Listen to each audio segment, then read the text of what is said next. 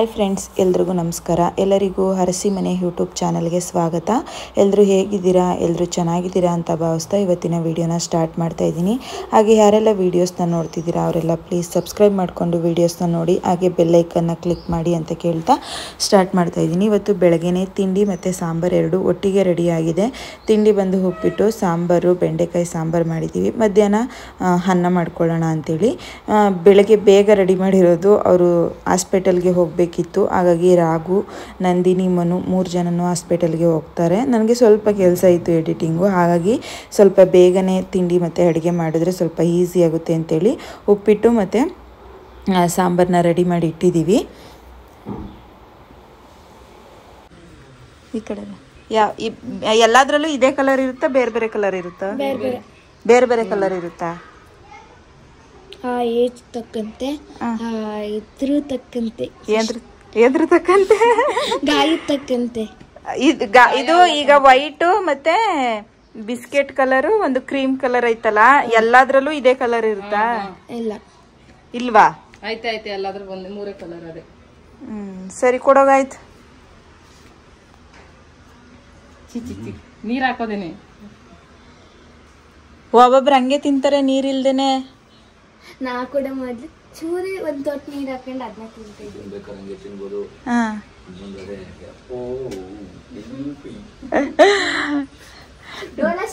ನೀನು ಸುಮಾರು 1 ತಿಂಗಳು ತನಕನಾದ್ರೂ ಮೂಳೆ ಸ್ಟ್ರಾಂಗ್ ಆಗೋದೆಲ್ಲ ನುಂಗ್ಲೇಬೇಕು.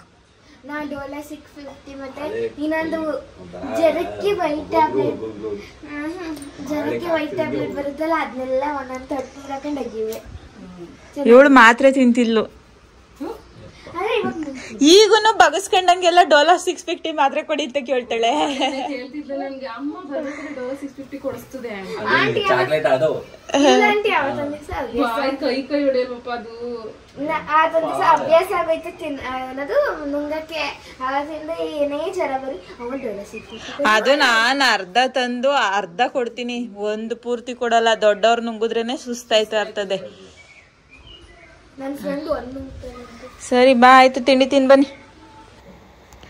ನಮ್ಮನೇಲಿ ಅವನಿಗೆ ಹುಷಾರು ತಪ್ಪಿದ್ಮೇಲೆ ತುಂಬ ವೆರೈಟಿ ಮಾತ್ರೆಗಳನ್ನ ನೋಡ್ತಾ ಇದ್ದೀವಿ. ಅದರಲ್ಲೂ ಅದು ಗ್ಯಾಸ್ಟ್ರಿಕ್ ಮಾತ್ರೆ, 1 ಟ್ಯಾಬ್ಲೆಟ್ ಒಳಗಡೆ 3 ಟ್ಯಾಬ್ಲೆಟ್ನ ಹಾಕಿ ಕೊಟ್ಟಿದ್ರು. ಅದಕ್ಕೆ ಏನೋ ಒಂಥರ ಚೆನ್ನಾಗಿದೆ ಅಂತ ಶ್ರಾವಣ್ಯ ಯಾವಾಗ್ಲೂ ಮಾತ್ರೆನ ಅವನಿಗೆ ಕೊಡಬೇಕಾದ್ರೆ ನಾನು ಕೊಡ್ತೀನಿ ಅಂತ ಓಡೋಗ್ತಾ ಇರ್ತಾಳೆ. ನಿನ್ನೂ ವಿಟಮಿನ್ ಮಾತ್ರೆಗಳೆಲ್ಲ ಒಂಥರ pink colour, blue colour, green colour ಎಲ್ಲ ಕೊಟ್ಟಿದ್ದಾರೆ. ಎಷ್ಟೊಂದು ಮಾತ್ರೆಗಳು ಹೆಂಗಿದೆ ಅಂತ ನಾನು ನೋಡೇ ಇರಲಿಲ್ಲ, ಅಷ್ಟು ವೆರೈಟಿ ಮಾತ್ರೆಗಳು ಬಂದಿದ್ದಾವೆ.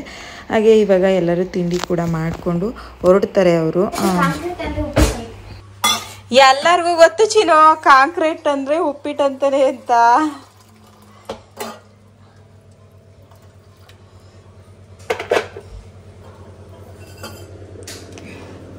ಒಬ್ಬೊಬ್ರು ತುಂಬಾನೇ ಇಂಟೆಲಿಜೆನ್ಸ್ ಇರ್ತಾರೆ. ಅವರು ಅವ್ರ ಹತ್ರ ಹಿಂಗೆ ಹೇಳಿದ್ರೆ ಕಾಂಕ್ರೀಟ್ನ ಉಪ್ಪಿಟ್ಟಂತಾರ ಅಂತಕ್ಕೆ, ಮನೆ ಕಟ್ಟಕ್ಕೆ ಕಾಂಕ್ರೀಟ್ ಯೂಸ್ ಮಾಡ್ತಾರಲ್ಲ ಅದಕ್ಕೂ ಉಪ್ಪಿಟ್ಟಂತಾರ ಅಂತ. ಇಂಟೆಲಿಜೆಂಟ್ಗಳು. ನಾರ್ಮಲ್ ಅವರು ಏನಿಲ್ಲ. ನೀನ್ ನಾರ್ಮಲ್ಲ ಇಂಟೆಲಿಜೆಂಟಾ? ನಾರ್ಮಲ್ಲ ನೀನು.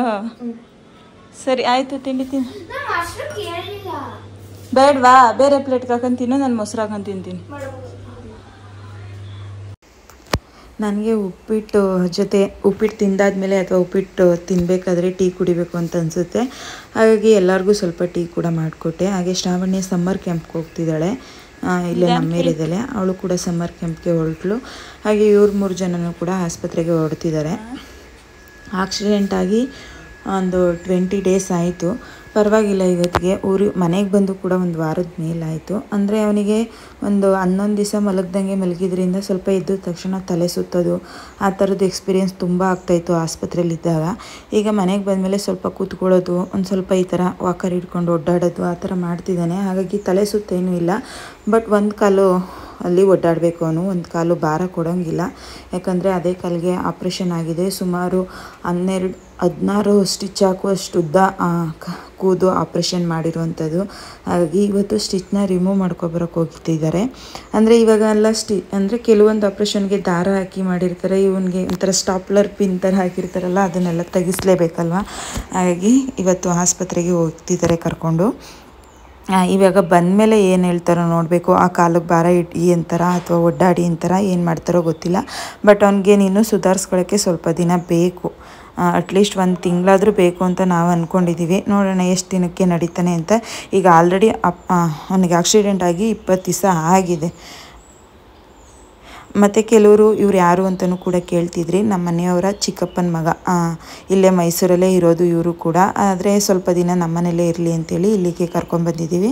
ಅವಳ ಹೆಂಡತಿ ಕೂಡ ಕೆಲ್ಸಕ್ಕೆ ಹೋಗ್ತಿದ್ಲು, ಈಗ ಹುಷಾರಿಲ್ಲದೆ ಇರೋದ್ರಿಂದ ಅವಳು ಕೂಡ ರಜೆ ಹಾಕ್ಕೊಂಡು ಮನೇಲಿದ್ದಾರೆ. ಮತ್ತು ಮಕ್ಕಳಿಲ್ವಾ ಅವರಿಗೆ ಅಂತೆಲ್ಲ ಕೇಳ್ತಿದ್ರು ಸುಮಾರು ಜನ. ಇಲ್ಲ, ಅವರಿಗೆ ಇನ್ನೂ ಮಕ್ಕಳಿಲ್ಲ. ಹಾಗಾಗಿ ನಮ್ಮನೇಲೇ ಸ್ವಲ್ಪ ದಿನ ಇದ್ದೋಗ್ಲಿ ಅಂತೇಳಿ ಇಲ್ಲಿಗೆ ಕರ್ಕೊಂಡ್ಬಂದಿದ್ದೀವಿ. ಹಾಗೆ ಮನುನು ಕೂಡ PUC ಎಕ್ಸಾಮ್ನ ಬರೆದಿದ್ದ. 14 ವರ್ಷ ಆದಮೇಲೆ ಎಕ್ಸಾಮ್ನ ಬರೆದು ಅವನು ಕೂಡ ಫಸ್ಟ್ ಕ್ಲಾಸಲ್ಲಿ ಪಾಸ್ ಆಗಿದ್ದಾನೆ. ಅವನ ಎಕ್ಸ್ಪೀರಿಯೆನ್ಸ್ನ ನಾನು ಲಾಸ್ಟ್ ಎಂಡಿಂಗಲ್ಲಿ ಅಟ್ಯಾಚ್ ಮಾಡಿರ್ತೀನಿ, ಇಂಟ್ರೆಸ್ಟ್ ಇರೋರು ಚೆಕ್ ಮಾಡಿ. ಹಾಗೆ ಶ್ರಾವಣಿಗೆ ನಾನು ಹಬ್ಬಕ್ಕೆ ಅಂತೇಳಿ ಬಟ್ಟೆಗಳನ್ನ ಬುಕ್ ಮಾಡಿದ್ದೆ. ಬಟ್ ನನಗೆ ಒಂದೇ ಒಂದು ಸಿಕ್ಕಿತ್ತು ಹಬ್ಬದ ದಿನ. ಹಬ್ಬದ ಹಿಂದಿನ ದಿನ ನೀನು ಇದ್ದಿದ್ದೆಲ್ಲ ಹಬ್ಬ ಆದಮೇಲೆ ಸಿಕ್ಕಿದೆ.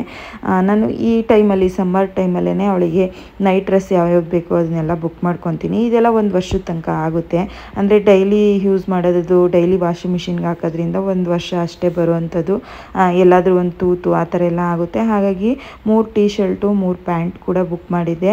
ಹಾಗೆ ಹಬ್ಬಕ್ಕೆ ಅಂತೇಳಿ 2 ಬುಕ್ ಮಾಡಿದ್ದೆ ಮೀಶೋದಲ್ಲಿ. ಒಂದು ಅವಳು ಹಬ್ಬದ ದಿನ ಹಾಕಿದ್ದು, ಇನ್ನೊಂದು ಕೂಡ ಬಂದಿದೆ, ಅದು ಕೂಡ ತುಂಬ ಚೆನ್ನಾಗಿದೆ.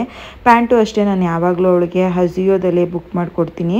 ಇವಾಗ ಅವಳು ಹಾಕಿರೋ ಶರ್ಟ್ ಆಗಿರ್ಬೋದು, ಪ್ಯಾಂಟ್ ಎಲ್ಲ ಕೂಡ ಅಜಿಯೋದಲ್ಲೇ ನಾನು ನೈಟ್ ವೇರ್ಗೆ ಅವಳಿಗೆ ಸೆಲೆಕ್ಷನ್ ಮಾಡುವಂಥದ್ದು. ಹಾಗೆ ಈಗ 3 ಪ್ಯಾಂಟ್ ಕೂಡ ತರಿಸಿದ್ದೀನಿ. ಹಾಗೆ ಸಮ್ಮರ್ ಆಗಿರೋದ್ರಿಂದ ಟೀ ಶರ್ಟ್ಸ್ ಸ್ವಲ್ಪ ಕಾಟನಲ್ಲಿ ಒಂಥರ ತೆಳ್ಳಗಿದ್ರೆ ಚೆನ್ನಾಗಿರುತ್ತೆ ಅಂತೇಳಿ 3 ಟೀ ಶರ್ಟು ಕೂಡ ಬುಕ್ ಮಾಡ್ಕೊಂಡಿದ್ದೀನಿ. ಅದನ್ನೆಲ್ಲ ಅವಳೇ ಓಪನ್ ಮಾಡ್ತಾ ಇದ್ಲು.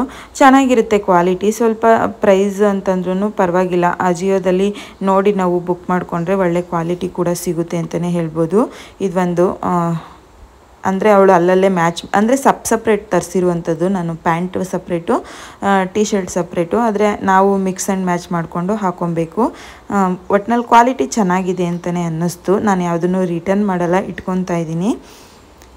ಅದ್ರ ಜೊತೆಗೆ ಒಂದು ಟ್ರೆಡಿಷ್ನಲ್ ವೇರ್ ಥರ ಇದೆ, ಚೆನ್ನಾಗಿದೆ ಅದು ಕೂಡ ಅಷ್ಟೇ. ಮೀಶೋದಲ್ಲಿ ಪರವಾಗಿಲ್ಲ. ನಾವು ಹೊರಗಡೆ ಅಂಗಡಿಗೆ ಹೋಗಿ ಒಂದು 500 ರೂಪಾಯಿ ಒಳಗಡೆ ನಾವು ಯಾವುದೇ ಕಾರಣಕ್ಕೂ ಬಟ್ಟೆ ತೊಗೊಳೋದಕ್ಕೆ ಆಗೋದಿಲ್ಲ.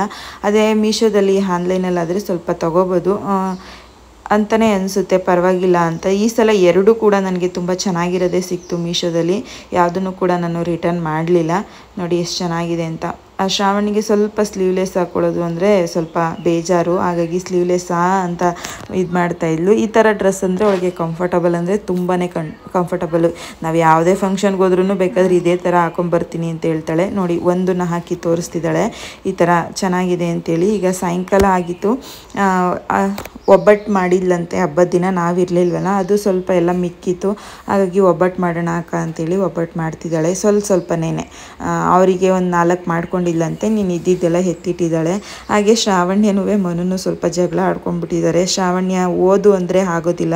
ಅವಳು ಸ್ವಲ್ಪ ಹಿಂದಿಲಿ ಕಡಿಮೆ ಬಂದಿದ್ದರಿಂದ ಅವ್ರ ಚಿಕ್ಕಪ್ಪ ಹಿಂದಿ ಬುಕ್ಸ್ ಎಲ್ಲ ತೊಗೊಂಬ ಬರಿ ಅಂತ ಹೇಳಿದ್ರೆ ಅವಳಿಗೆ ಕೋಪ. ಹಾಗಾಗಿ ಸ್ವಲ್ಪ ಹತ್ಕೊಂಡು ಸಮಾಧಾನ ಮಾಡ್ಕೊತಾ ಇದ್ದಾಳೆ ಇವಾಗ. ಹಾಗಾಗಿ ಒಬ್ಬಟ್ಟು ಕೊಡೋಣ ಅಂತೇಳಿ ಕರ್ಕೊಂಡು ಬಂದಿದ್ದೀನಿ. ಒಬ್ಬಟ್ಟು ಅಷ್ಟೇ, ನಾನು ಮಾಡೋದನ್ನ ತಿನ್ನೋದನ್ನ ಬಿಟ್ಟಿದ್ದೀನಿ. ನಾನು ಯಾರಾದರೂ ಮಾಡಿಕೊಟ್ರೆ ನಾನು ಒಂದು 2 ಅಥವಾ 2 ಆದರೂ ತಿಂತೀನಿ. ಹಾಗಾಗಿ ತುಂಬ ಚೆನ್ನಾಗಿತ್ತು. ಅಂದರೆ ಕನಕ ಎಲ್ಲ ತುಂಬ ಚೆನ್ನಾಗಿ ನೆಂದಿತ್ತಲ್ವ, ಹಾಗಾಗಿ ತುಂಬ ಚೆನ್ನಾಗೇ ಬಂದಿತ್ತು ಒಬ್ಬಟ್ಟು ಅಂತಲೇ ಹೇಳ್ಬೋದು. ಹಾಗೆ ಶ್ರಾವಣಿಗೂ ಅಷ್ಟೇ ತುಂಬಾ ಇಷ್ಟ ಒಬ್ಬಟ್ಟು. ನಾನು ಮಾಡಬೇಕಾದ್ರೂ ಅವಳು ಹಾಗೆ ಹಾಕಿಸ್ಕೊಂಡು ತಿಂತಾ ಇರ್ತಾಳೆ. ಅವಳು ಕೂಡ ಮಾಡ್ತಿದ್ದಂಗೆ ತಿಂತಾಳೆ ಅವಳನ್ನು. ಹಾಗಾಗಿ ಹೆಂಗಿದ್ರು ಜಗಳ ಆಡ್ಕೊಂಡು ಹತ್ತಿದ್ಲಲ್ವ, ಹಾಗಾಗಿ ಅವಳಿಗೂ ಕೂಡ ಅಲ್ಲೇ ಅಡುಗೆ ಮನೆಯಲ್ಲೇ ಕೊಟ್ಟು ತಿನ್ನಿಸ್ತಾ ಇದ್ದೀವಿ. ಹೆಲ್ಪ್ ಮಾಡಲ್ವಾ ಚಿಕ್ಕಪ್ಪಂಗೆ? ಏನಿಲ್ಲ ಕಾಡ,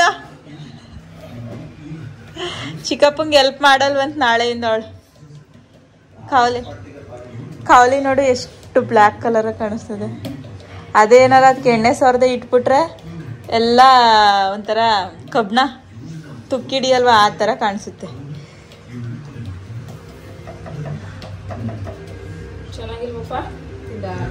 ನನಗಂತೂ ನಾನು ಮಾಡಿರೋ ಒಬ್ಬಟ್ಟಂತೂ ತಿನ್ನೋದಿಲ್ಲ. ನಾನು ಬಿಟ್ಟಿದ್ದೀನಿ 10 ವರ್ಷದಿಂದ.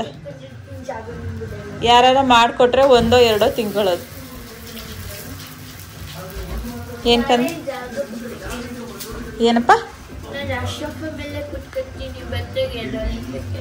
ಜಾಗ ಬಿಡಲ್ವಾ ಟಿವಿ ನೋಡಕ್ಕೆ?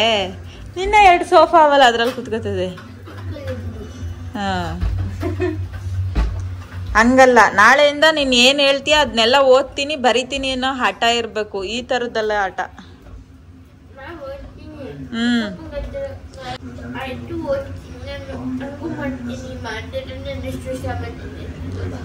ನಿನ್ನ ಹೆಸರು ಶ್ರಾವಣ್ಯನೇ ಎಲ್ಲ. ಈಗ ನೀನು ನಾಳೆಗೆ ಚಿಕ್ಕಪ್ಪಂಗೆ ಏನ್ ಹೇಳ್ತದೋ ಅದ್ ಬರಿಬೇಕು, ಏನ್ ಹೇಳ್ತದೋ ಅದ್ ಓದ್ಬೇಕು.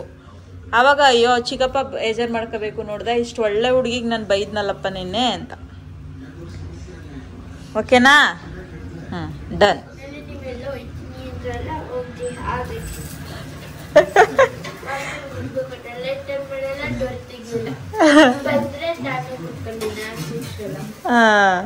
ಒಬ್ಬಟ್ಟು ರೆಡಿ. ಅವನ್ಗೊಂದು ಕೊಡ್ಲಾ ಮನುಗೆ? ಮನು, ಒಬ್ಬಟ್ಟು ತಿಂತೀಯಪ್ಪ? ಒಂದು ತಿನ್ಬಿಡು. ಊಟದ ಜೊತೆನೆ ತಾನೆ ಒಬ್ಬಟ್ಟು ತಿನ್ನೋದೆಲ್ಲರೂ. ಎಲ್ಲವ ನನಗೊಂದು.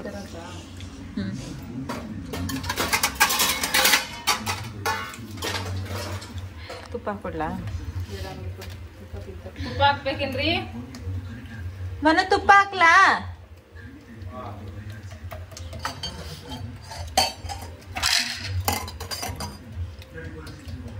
ನೋಡಿ, ನೀನು ಒಬ್ಬಟ್ಟೆಲ್ಲ ತಿಂದು ರಾತ್ರಿ ಊಟಕ್ಕೆ ಬೆಂಡೆಕಾಯಿ ಸಾಂಬಾರೇ ಇತ್ತು, ಅದಕ್ಕೆ ಸ್ವಲ್ಪ ರೈಸ್ ಮಾಡಿಕೊಂಡು ಊಟ ಎಲ್ಲ ಮಾಡಿದ್ವಿ. ಇನ್ನು ನೆಕ್ಸ್ಟ್ ಡೇಗೆ ಇವರಿಬ್ಬರು ಊರಿಗೆ ಹೋಗಿರ್ಲಿಲ್ವಲ್ಲ, ಹಾಗಾಗಿ ಮನು ಅವ್ರ ಅಮ್ಮ ಮತ್ತು ಮನು ಅವ್ರ ಅಮ್ಮ ಇದ್ದಾರಲ್ಲ, ಅವ್ರ ಅಕ್ಕ ಬಾವ ಎಲ್ಲರೂ ಕೂಡ ಬರ್ತಿದ್ರು. ಹಾಗಾಗಿ ಬೆಳಗ್ಗೆ ತಿಂಡಿಗೆ ಅಂತೇಳಿ ನಾವಿಲ್ಲಿ 1 kg ಅಷ್ಟು, ಅರ್ಧ kg ಅಷ್ಟು ಬಿರಿಯಾನಿ ಮಾಡೋಣ ಅಂಥೇಳಿ ಬಿರಿಯಾನಿ ಮಾಡ್ಕೊತಾ ಇದ್ದೀವಿ. ಅವರು ಕೂಡ ಊರಿಂದ ತಲೆಕಾಲು ಮತ್ತು ಬೆಣ್ಣೆ ಎಲ್ಲನೂ ಕೂಡ ತಗೊಬರ್ತಿದ್ದಾರೆ. ಅವ್ರು ಬಂದಮೇಲೆ ಸ್ಟಾರ್ಟ್ ಮಾಡೋಣ ಅಂಥೇಳಿ. ಅವ್ರು ಬರೋಕ್ಕೂ ಮುಂಚೆನೇ ಸ್ವಲ್ಪ ಅವರು ತಿಂಡಿ ತಿಂದಿರ್ತಾರೋ ಇಲ್ವೋ ಅಂತೇಳಿ ನಾವು ಇಲ್ಲಿ ಸ್ವಲ್ಪ ಬಿರಿಯಾನಿ ಮಾಡಿ ಪ್ರಿಪ್ರೇಷನ್ ಮಾಡ್ಕೊತಾ ಇದ್ದೀವಿ.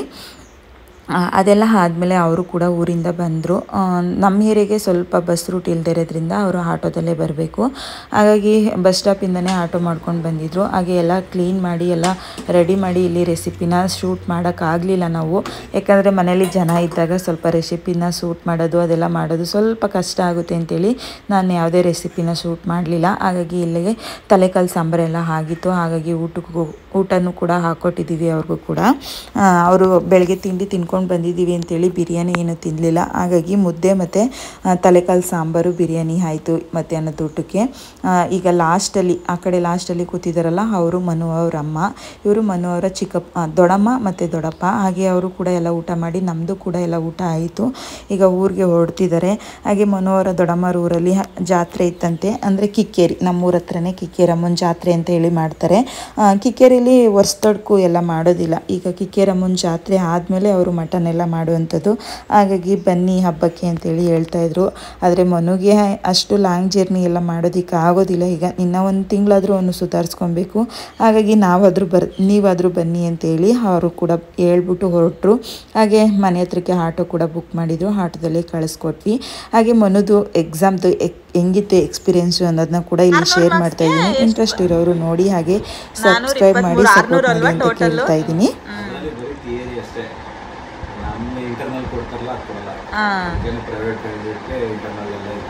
ಎಷ್ಟು ವರ್ಷ ಆಗಿತ್ತು ನಿಂಗೆ ಕಾಲೇಜ್ ಬಿಟ್ಟು? ನಾವು ಮದ್ವೆ ಆಗೋಷ್ಟಲ್ಲ ಆಗ್ಲೇ ಕಾಲೇಜ್ ಬಿಟ್ಟಿದ್ದ. ಯಾರು ಮಧು ಹೋಯ್ತಿದ್ದ?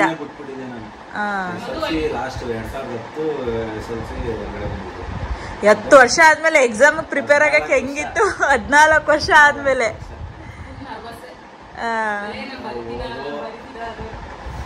ಅಲ್ಲಿ ಸೇರ್ಕೊಂಡು ಎಷ್ಟು 12,000 ಫೀಸ್ ಹೇಳಿದ್ರು. ಫಸ್ಟ್ 2,000 ಕಟ್ಟು ಸೇರ್ಕೊಂಡು ಬುಕ್ಕು ನೋಟ್ಸ್ ಎಲ್ಲ ಕೊಟ್ಟರು. ನಾವು ನೋಡಿದ್ರೆ ಇಂಗ್ಲೀಷ್ ಅಂತೂ ಆದ್ರೆ ಈಗ ಇಂಗ್ಲೀಷಲ್ಲಿ ಎಷ್ಟು ಬಂದೈತೆ? ಎಷ್ಟು? 100ಕ್ಕೆ 80ಕ್ಕೆ 52. ಪರವಾಗಿಲ್ಲ. ವರ್ಷ ಪೂರ್ತಿ ಕಾಲೇಜ್ಗೆ ಹೋಗೋರು ಫೇಲ್ ಆಗಿರ್ತಾರೆ ಇವಾಗ.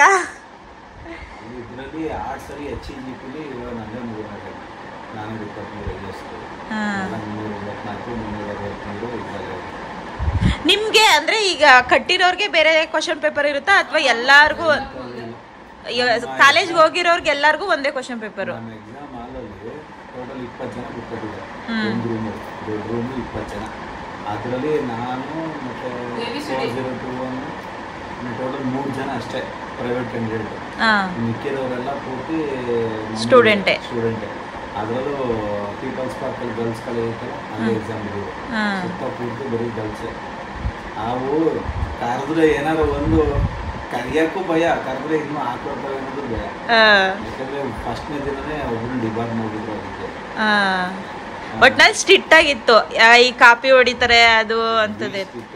ಹೆಂಗೆ ಅಂದರೆ ಕೈ ತೋಳು ಇಲ್ಲಿ ಗಂಟ ಮಡ್ಚಂಗೆ ಇಲ್ಲಿ ಗಂಟನೇ ಇರಬೇಕು, ಇಲ್ಲ ಇನ್ಶರ್ಟ್ ಮಾಡಿರ್ಬೇಕು, ಶೂ ಹಾಕಂಗಿಲ್ಲ, ಸಾಕ್ಸ್ ಹಾಕಂಗಿಲ್ಲ, ವಾಚ್ ಕಟ್ಟಂಗಿಲ್ಲ, ಬ್ಲೂಟೂತ್ ಇರುತ್ತಲ್ಲ ವಾಚಲ್ಲಿ ಅಂತ, ರೈಟಿಂಗ್ ಪ್ಯಾಡ್ ಇಟ್ಕೊಳ್ಳಂಗಿಲ್ಲ, ಬರೀ ಡೆಸ್ಕ್ ಮೇಲೆ ಬರೀಬೇಕು.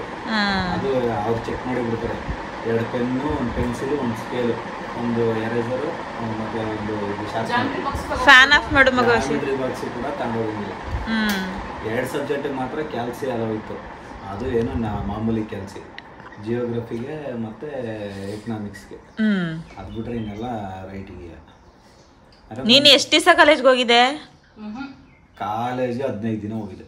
ಅದೇ ನೈಟ್ ಹೊತ್ತು, ಬೆಳಿಗ್ಗೆ 9 ಗಂಟೆಗೆ ಹೋಗುವೆ, 1:30ಗೆ ಬರುವೆ. ಡ್ಯೂಟಿಗೆ ಹೋಗ್ಬೇಕಲ್ಲ, ಡ್ಯೂಟಿಗೆ ಹೋಗ್ಬೇಕಿತ್ತು. 15 ದಿನ ಅಲ್ಲ, 1 ತಿಂಗಳು ಕಂಟಿನ್ಯೂಸ್ ಆಗಿ ಹೋದೆ. 1 ತಿಂಗಳು. ಅದಾದ್ಮೇಲೆ ಕಂಪ್ನಿಲಿ ಆಡಿಟ್ಟು ಅದು ಇದು ಮಣ್ಣು 5 years ಆಗಿತ್ತು, ಸ್ಟಾರ್ಟ್ ಆಯ್ತು. ಇದೇ ಕೆಲ್ಸವ ನೀನು ಸ್ಟಾರ್ಟಿಂಗ್ ಅಲ್ಲೇ ಓದ್ಬೇಕಾದ್ರೆ ಓದ್ಬಿಟ್ಟಿದ್ರೆ ಡಿಗ್ರಿ ಮಾಡ್ಕೊಂಡು ಏನೋ ಒಂದ್ ಕೆಲ್ಸದಲ್ಲಿ ಇರ್ಬೋದಿತ್ತಾ? ಈ ತರ ಹಿಂಗ್ ಪಾಸ್ ಆಯ್ತಾನೆ ಅಂದಿದ್ರೆ ಚೆನ್ನಾಗಿ ಓದ್ತಾವ್ನೆ. ಓದ್ಬೇಕಾದ್ರೆ ಸೇರ್ಸಿದ್ರೆ ಓದ್ಬೋದಿತ್ತಲ್ಲ, ಸೇರ್ಸ್ಲಿಲ್ವಲ್ಲ. ಈಗ ಅವ್ರ ಅಪ್ಪನ ಮೇಲೆ ತಗ್ಬಿಟ್ಟು ಬಿಡೋತ್ತೆಗೆ ಕಟ್ಟಂಗಿದ್ರೆ ಡಿಗ್ರಿನೂ ಕಟ್ಟಿ ಒಂದು ಯಾವ್ದಾದ್ರು ಕಂಪ್ಯೂಟರ್ ಕೋರ್ಸ್ ಮಾಡ್ಕೋ. ಸಾಯಂಕಾಲ ಹೆಂಗಿದ್ರು ಜನರಲ್ ಅಲ್ವಾ, ಒಂದು 7 ಗಂಟೆಯಿಂದ 8-8:30 ತನಕ ನೋಡೋಣ. ಆಮೇಲೆ ಬೇಕಾದ್ರೆ ಬೇಸಿಕ್ ಬರುತ್ತೆ. ಈಗ ಹೇಳ್ತಿದ್ರು ಸರ್, ನಮ್ಮಲ್ಲಿ ಇಂಟರ್ನಲ್ ಸೇರಿ 500-480 ತಗೊಂಡವ್ರೆ ಸರ್. ಇಂಟರ್ನಲ್ ಇಲ್ದಾನೆ ನೀವು 420 ತಗೊಂಡಿದ್ದೀರಾ. ಇಂಟರ್ನಲ್ ಅಸೈನ್ಮೆಂಟ್ ಅದೆಲ್ಲ ಏನಿರ್ಲಿಲ್ಲ, ಇತ್ತ ಅಂದ್ರೆ ಪ್ರೈವೇಟ್ ಕ್ಯಾಂಡಿಡೇಟ್ ಕೊಡಲ್ಲ. ಅದ್ರಲ್ಲೂ ಮಾರ್ಕ್ಸ್ ಬರುತ್ತಲ್ಲ, ಮಾತ್ರ ಅಟೆಂಡ್ ಮಾಡಿ ಅಸೈನ್ಮೆಂಟ್ ಇವೆಲ್ಲ ಬರೀತಾರಲ್ಲ ಅವ್ರಿಗೆ ಮಾತ್ರ. ನಮ್ದು ಏನಾದ್ರು ಇದ್ದಿದ್ರೆ ಅಸೈನ್ಮೆಂಟ್ ಇದ್ದಿದ್ರೆ ಈಗ 420 ಜೊತೆಗೆ ಒಂದೊಂದು ಸಬ್ಜೆಕ್ಟ್ ಅಲ್ಲಿ 20 ಮಾರ್ಕ್ಸ್ ಎಕ್ಸ್ಟ್ರಾ ಕೊಟ್ಟು 35ವರೆಗೂ ಇರ್ತಿತ್ತು. 20 ಮಾರ್ಕ್ಸ್ ಎಕ್ಸ್ಟ್ರಾ ಅಂದ್ರೆ 6 ಸಬ್ಜೆಕ್ಟ್ಗೆ 120. 420. ಎಷ್ಟು ಗಂಟೆಗೆ ಗೆದ್ದು ಎಷ್ಟು ಗಂಟೆಗೆ ಓದ್ಕೋತಿದೆ? ಅವಾಗ ಮಾಮೂಲಿ ಡ್ಯೂಟಿ ಮುಗಿಸ್ಕೊಂಡ್ ಬರುವೆ. ಸೆಕೆಂಡ್ ಶಿಫ್ಟ್ ಇದ್ದಾಗ 10 ಗಂಟೆ 10-10:30 ಮನೆಗೆ ಹೋಗೋದಕ್ಕೆ 10:30 ಆಗೇ ಆಗುತ್ತೆ. ಹೆಂಗೆ ಆದ್ರೂ ಊಟ ಮಾಡ್ಕೊಂಡು ಒಂದು 11 ಗಂಟೆವರೆಗೂ ಬೆಳಿಗ್ಗೆ ಯಾವ್ದು ಓದ್ಬೇಕು ಅಂತ ನೀಟಾಗಿ ಟಿಕ್ ಮಾಡಿ ಪ್ರಿಪೇರ್ ಮಾಡ್ಕೊಳ್ವೆ. ಬೆಳಿಗ್ಗೆ ಕರೆಕ್ಟ್ 4:15 ಎದ್ದು ಮನೇಲಂತೂ ಓದ್ತಿದ್ದಿಲ್ಲ. ಮತ್ತೆ ಅಲ್ಲಿ ಟೀ ಅಂಗಡಿ ಇತ್ತು, ಅಲ್ಲಿ ಟೀ ಅಂಗಡಿ ಹತ್ರ ಹೋಗ್ಬಿಟ್ಟು ಅಲ್ಲಿ ಕೂತ್ಕೊಂಡು ಒಂದು 3 ಟೀ ಕುಡ್ಕೊಳ್ವೆ. ಅಲ್ಲೇ 7 ಗಂಟೆವರೆಗೂ ಅಲ್ಲಿ ಯಾರು ಡಿಸ್ಟರ್ಬ್ ಮಾಡ್ತಿರ್ಲಿಲ್ಲ. ಪಾಪ ಅವಣ್ಣ ಸೈಡಲ್ಲಿ ಚೇರ್ ಹಾಕ್ಬಿಟ್ಟು ಕೂರ್ಸನು. ಅವನೇ ಫಸ್ಟ್ ಟೀ ಮಾಡಿ ಫಸ್ಟ್ ಟೀ ತಗೊಬಂದು ಟೇಸ್ಟ್ ನೋಡಪ್ಪ ಅಂದ್ರೆ ಟೀ ಕೊಡೋನು. ಟೀ ಕುಡಿಯುವೆ. ಆಮೇಲೆ ಅಲ್ಲೆಲ್ಲರೂ ಬರೋರು ಟೀ ಕುಡಿಯೋರು. ಒಂದು 3 ಟೀ ಕುಡಿಯುವೆ.